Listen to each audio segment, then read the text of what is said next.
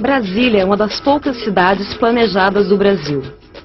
O projeto da cidade começou com uma cruz feita num pedaço de papel pelo urbanista Lúcio Costa. Em 1987, Brasília foi considerada pela Unesco Patrimônio Histórico da Humanidade, reconhecendo-se o caráter inovador do projeto urbanístico e arquitetônico de Lúcio Costa e Oscar Niemeyer. Brasília é hoje motivo de orgulho para todos os brasileiros. Eu sou Cláudio José Pinheiro Vilar de Queiroz, Cláudio Queiroz, arquiteto. Sou professor da Universidade de Brasília, sou do Instituto de Patrimônio Histórico e Artístico Nacional. E eu voltei para Brasília porque eu tinha uma lembrança dessa cidade e eu tinha certeza que aqui era bom de criar filho e ser feliz.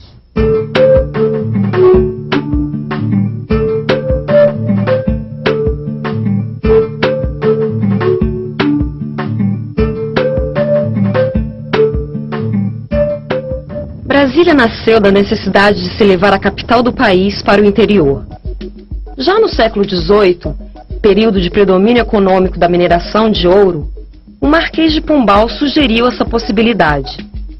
O assunto foi retomado pelos Inconfidentes. E no início do século XIX, por José Bonifácio de Andrade e Silva, logo após a independência do Brasil. O sonho comum a todas essas iniciativas era a construção de uma capital integrando territórios e consolidando o Estado Nacional brasileiro. E tinha toda a questão, naquele momento do século XIX, que era a vulnerabilidade da capital, né, no litoral. Porque, enfim, teria que ter determinados fortes para a defesa, porque os ataques naquele momento ocorriam, né, vindo do mar. Em 1883, o padre italiano Dom Bosco sonha que a Terra Prometida se estabeleceria entre os paralelos 15 e 20. É neste local que, quase 80 anos depois, seria construída a nossa capital. Assim, começa a história de Brasília, cidade sonhada e antevista. Interessante que Brasília foi projetada e antes ela foi planejada politicamente, administrativamente, durante muito tempo, por mais de 100 anos. Em 1891, na primeira Constituição Republicana, foi estabelecida a região onde deveria ser instalada a futura capital. Foi criada então a Comissão Exploradora do Planalto Central, liderada pelo astrônomo Luiz Cruz. A Missão Cruz demarcou uma área de 14 mil quilômetros quadrados, que incorporava antigas fazendas do estado de Goiás. Surge oficialmente a expressão Distrito Federal. Com o movimento tenentista e a assunção ao poder de Vargas, isso vai criar um melhor corpo, né? Uma melhor definição, vai adquirir um perfil mais nítido. No início dos anos 40 do século passado, Getúlio Vargas começou a mapear e desbravar o território desconhecido, em um movimento chamado Marcha para o Oeste. O sonho começava a virar realidade. Juscelino Kubitschek, enfim, é que vai transformar a construção de Brasília, quer dizer, a interiorização, não é, da máquina administrativa no Brasil, integrando a região centro-oeste, não é, a região economicamente ativa do país, que é a região centro-sul, né, como síntese de um governo.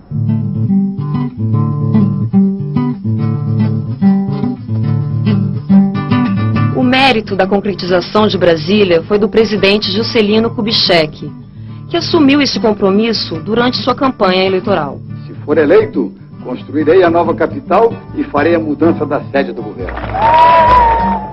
A marca do governo JK foi o desenvolvimentismo econômico. Seu lema principal era fazer o trabalho de 50 anos em 5. O Brasil de JK era o Brasil do otimismo, da prosperidade e da realização. Há, digamos assim, um casamento perfeito entre esse artefato, esse objeto cidade e a natureza que a recebeu. Então você tem construções, né, propostas de edificações que tenham essa grandeza em si mesmo, que tenham horizonte. Você tem, em todas as dimensões, em todos os ângulos, você tem um horizonte à vista em Brasília.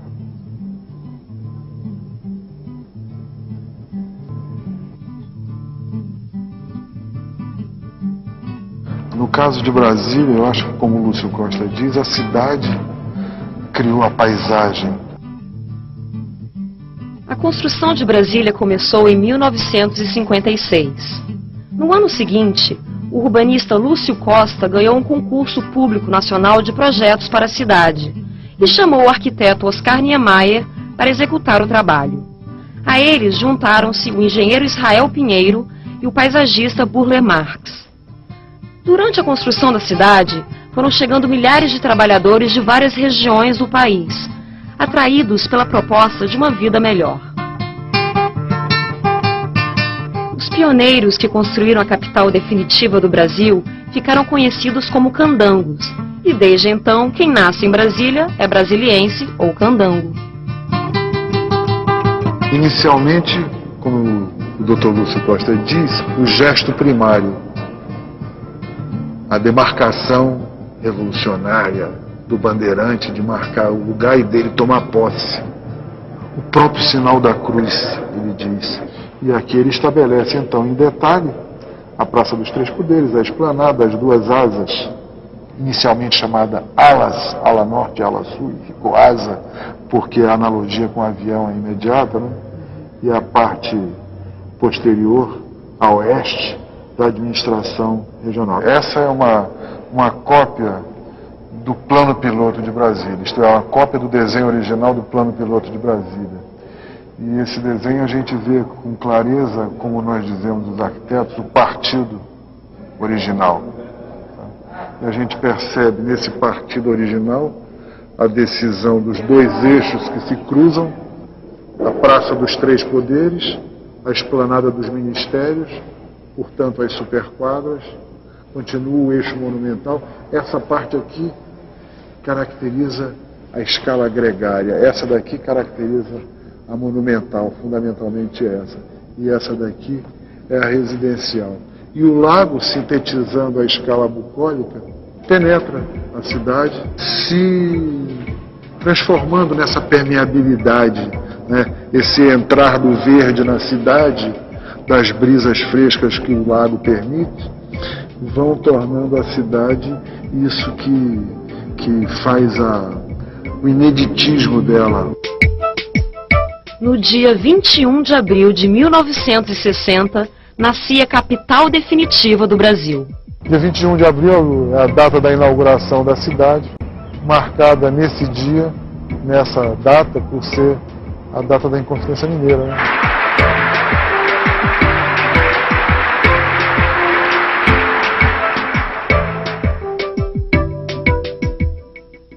Nos primeiros anos, Brasília foi ocupada por brasileiros de todas as partes do país. Muitos deles eram funcionários públicos que vinham da antiga capital, o Rio de Janeiro. Aos poucos, a estrutura burocrática da administração federal se deslocou para a nova capital. E a cidade já era cosmopolita desde os primeiros momentos. Interessante que as pessoas se encontravam aqui vindo de todos os lugares, inclusive como aqui se encontram as representações internacionais, as embaixadas e tudo. A cidade já tinha uma característica com a sua parte apenas concluída, mas assim mesmo a cidade já tinha um ar cosmopolita. Talvez ela já não fosse provinciana até na preexistência natural que antecedeu a construção da própria cidade. Se você insiste em classificar... Neste momento, no início da década de 60, o Brasil vivia uma efervescência cultural com o surgimento da Bossa Nova, do Cinema Novo e os CPCs, Centros Populares de Cultura, criados pela União Nacional dos Estudantes. Foi um período de intensa participação popular, marcado pelos movimentos estudantis e de trabalhadores do campo e da cidade. Os 4 primeiros anos de Brasília testemunharam uma sucessão de crises e episódios políticos marcantes da vida nacional. Jânio Quadros sucedeu o presidente Juscelino Kubitschek e renunciou, em episódio até hoje cercado de mistério. O vice João Goulart assumiu sob forte resistência das Forças Armadas, iniciou as reformas de base e foi deposto pelo golpe militar de 1964.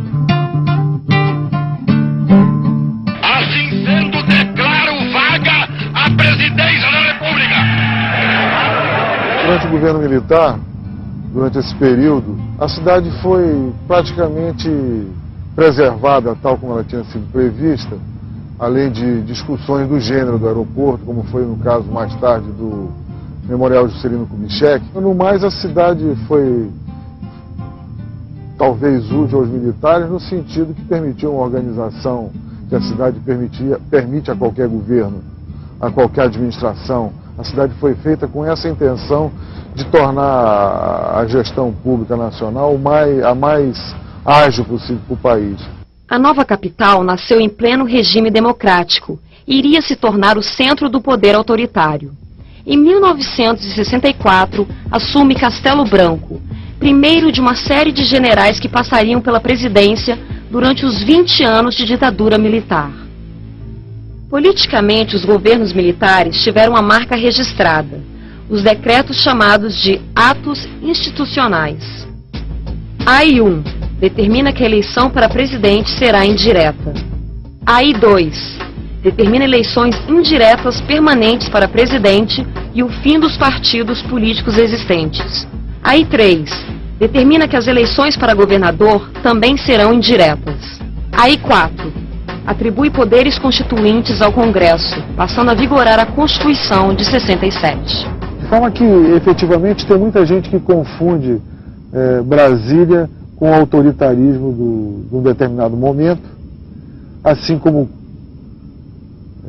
confunde Brasília com a corrupção de alguns setores da vida pública brasileira, que não são, de certa forma, de Brasília, mas que vêm de fora.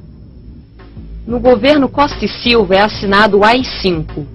O presidente passa a ter poderes para fechar o Congresso, cassar mandatos, demitir juízes, suspender garantias do judiciário e censurar a sociedade civil. Os estudantes, intelectuais, artistas e trabalhadores de esquerda foram os mais perseguidos durante a vigência do AI-5, o mais repressor e emblemático dos atos institucionais.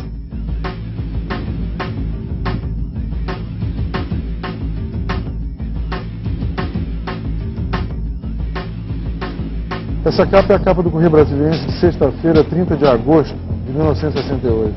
Aqui a polícia havia concentrado professores e alunos numa quadra esportiva que a gente percebe no fundo da foto, e as pessoas já estavam sendo levadas ou para essa cancha, para essa quadra, ou então já levados do campus para para a prisão. Foi um dia de tumulto muito grande, como as fotos demonstram, né? As pessoas foram surradas. Talvez isso tenha sido o fato mais marcante da ditadura em Brasília, a invasão da nova universidade, sonho da intelectualidade brasileira, a Universidade Livre de Brasília. O governo do general Médici foi o mais duro da ditadura e da repressão, e também o auge do chamado milagre econômico. A produção crescia e se modernizava num ritmo espetacular. A entrada do capital estrangeiro no país criou as condições para o desenvolvimento urbano das cidades, a ocupação da Amazônia e a realização de obras gigantescas, como a Transamazônica e a Ponte Rio-Niterói.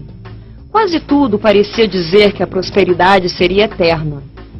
Mas, simultaneamente, as cidades cresciam de modo desordenado, a vida no campo desvalorizava-se e a dívida externa aumentava. O Brasil crescia e se endividava ainda mais.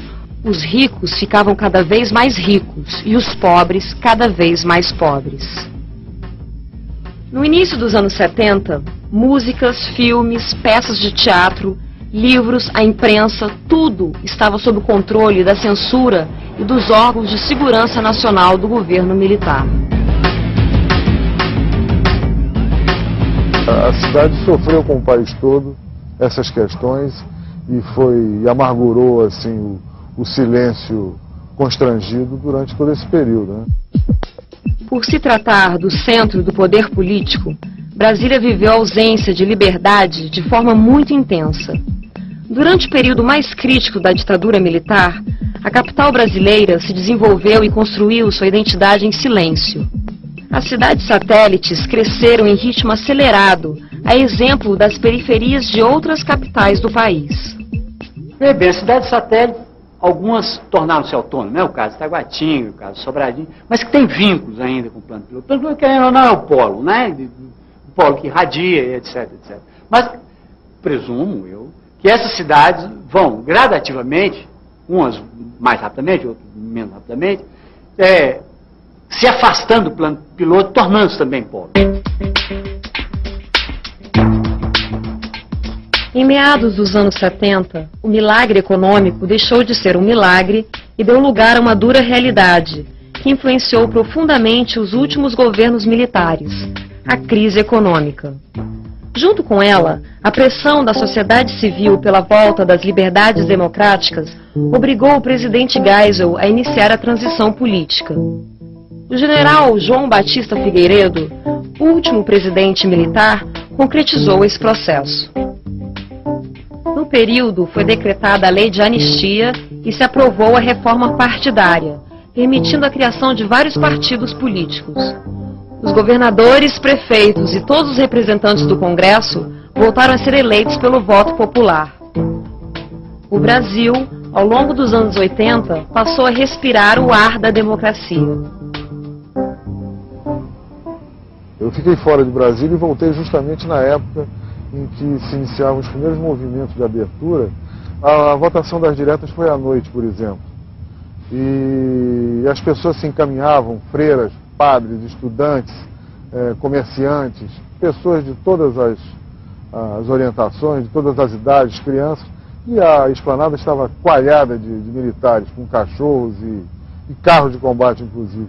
No entanto, isso se passou e se percebia com uma certa pressão orgulhosa da população que tentava demonstrar que estava disposta a suportar, vamos dizer, a noite, a vigília e torcer para que as diretas acontecessem naquele momento. Na Constituição de 1988, a população de Brasília conquistou o direito de eleger o governador, deputados e sua Assembleia Distrital. Esse período de abertura, o início da abertura, as diretas já, assim como mais adiante, bem diferente, o impeachment do Collor, foram períodos que mostraram que a cidade tinha espaço e condição de servir de cenário para essas disputas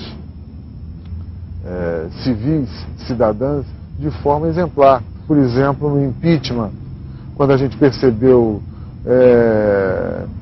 a praça sobre o Congresso, que é a própria cobertura do Congresso, e mais o Senado sendo assim ocupado pelo povo que subiu em cima da cúpula do Congresso com bandeiras. Há muitas fotografias bonitas daquela época, sabe?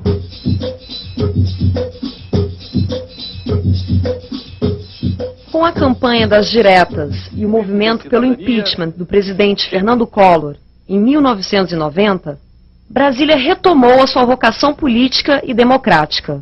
A capital reencontrou sua história.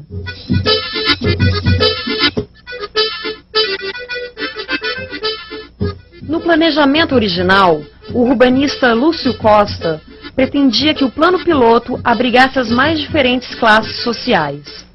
O objetivo era evitar a divisão entre bairros ricos e pobres. De acordo com o projeto original, as cidades satélites seriam habitadas após a ocupação da área metropolitana.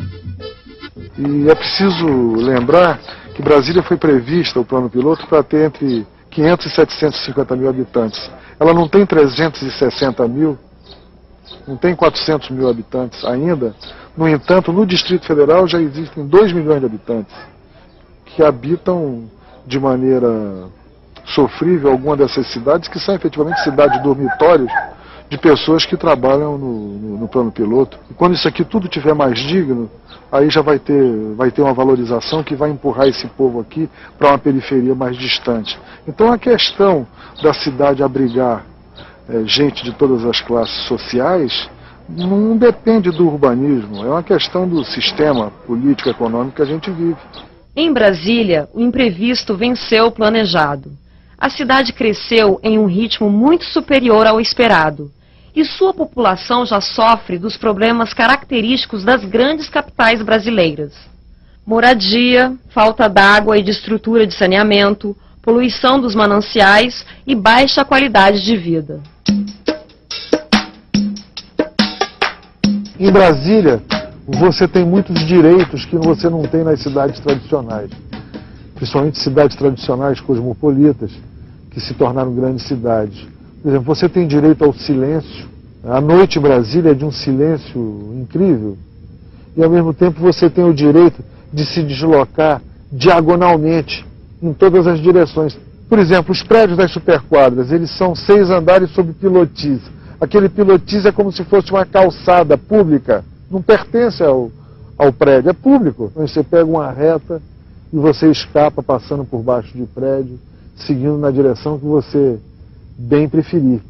O André Malraux, que certamente tinha razões de ser gentil conosco, era a inauguração da cidade, mas ele disse que essas colunas talvez sejam os fatos arquiteturais mais importantes desde as colunas gregas, porque de lá para cá não surgiram outras, já que as próprias colunas romanas eram cópia das gregas. Brasília é uma cidade inventada. Há algumas décadas atrás, essa paisagem do Cerrado era um grande descampado. Não existia aqui nenhuma construção. Brasília não é a única cidade planejada do Brasil e do mundo. Existem outras. Mas, certamente, sua beleza arquitetônica é singular. Brasília é uma cidade patrimônio. Preservá-la não é apenas cuidar do passado, mas refletir sobre seu futuro. Thank